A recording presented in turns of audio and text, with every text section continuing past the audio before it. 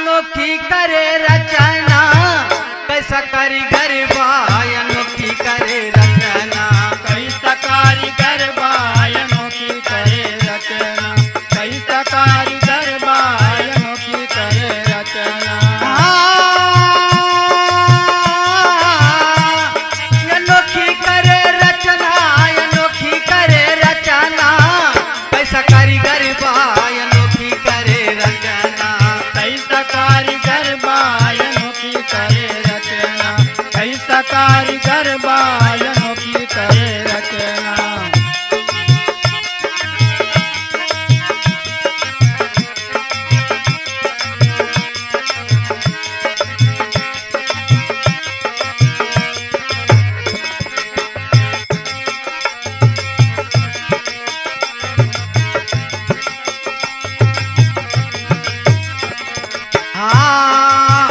अंदर बैठी माँ से 9-10 माँ अंदर बैठी मास 9-10 माँ अंदर बैठी मास 9-10 माँ अंदर बैठी माँ से 9-10 माँ अंदर बैठी मास 9-10 माँ अंदर बैठी मास 9-10 माँ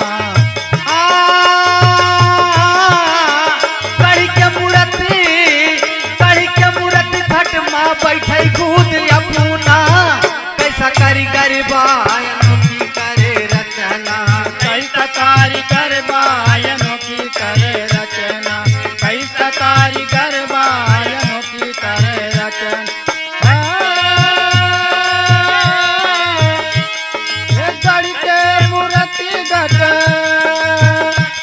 एक गाड़ी के मूर्ति घट बैठे खुद अपना कैसा कारीगर बाय अनोखी करे रचना कैसा कारीगर बाय अनोखी करे रचना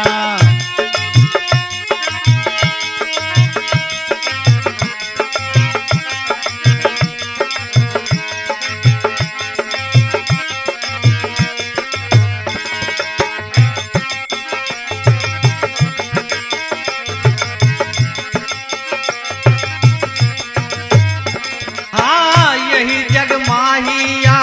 संख जीव है यही जग माहिया संख जीव है यही जग माहिया संख जीव है यही जग माहिया संख जीव है यही जग माहिया संख जीव है यही जग माहिया संख जीव है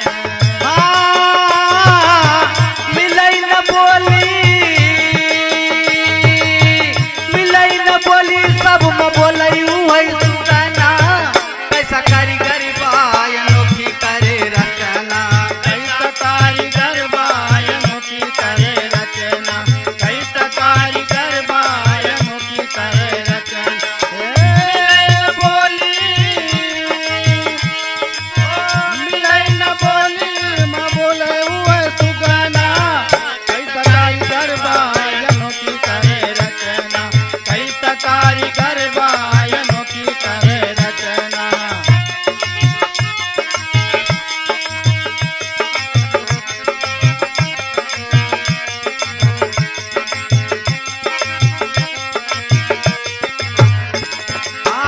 लख 84 यौन जगत माँ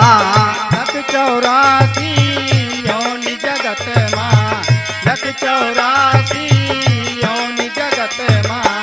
लख 84 यौन जगत माँ लख 84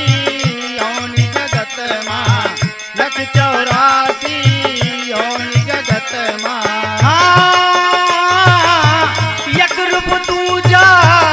एक रूप तू जा न जान साच कताना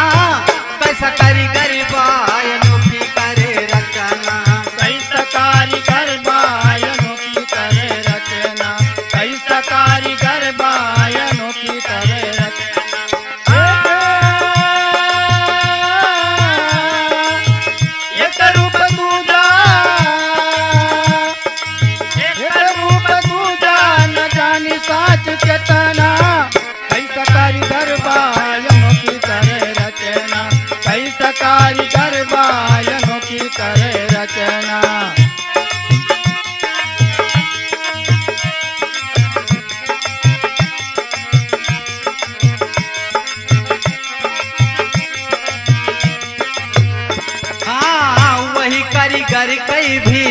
अद तब मिली है।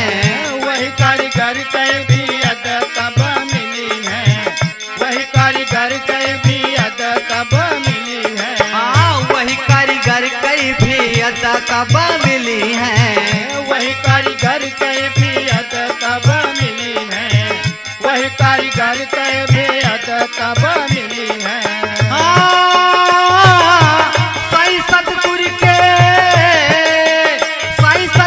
के जाई जब सरना,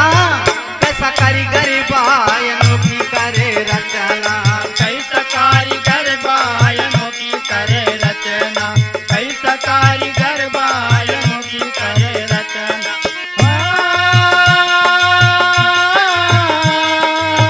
साईं सतगुरु के जाई जब सरना,